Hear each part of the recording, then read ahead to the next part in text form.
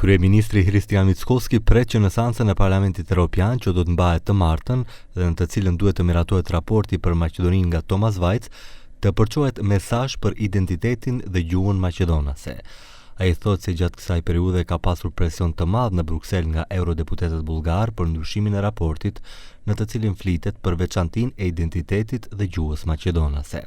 Očekujem silna poraka od Evropskog parlament za makedonskиот identitet, za makedonskиот јазик, иако морам да признам овие денови добив многу вознемирувачки информации кои што доаѓаат таму за една силна активност на одредени политичари во Брисел, там дека успеавме некако да го амортизираме оној удар кој што повторно некој сакаше да го нанесе врз македонскиот идентитет и јазик, до формулирајќи го, до објаснувајќи го со модерен или сегашен. Kryetari i LSDM-s Venko Filipçe nga tribuna Maqedonia e poshtruar, një vit qeverie VMRO-DPMNE-s, tha se pushteti ka marrë rinisë të ardhmen evropiane.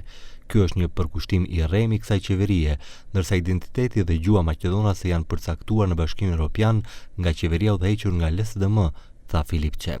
Истината е дека така наречените обиди на владата да е подобра нашата преговарачка позиција се само една голема лага.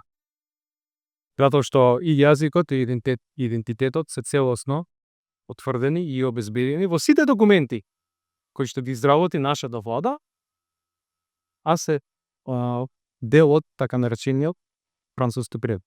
Komiteti për punë të jashtme i Parlamentit Evropian më 4 qershor e shtyu votimin për raportin e Thomas Vajcit për përparimin e Maqedonisë drejt anëtarësimit në BE dhe është riplanifikuar për më 24 qershor.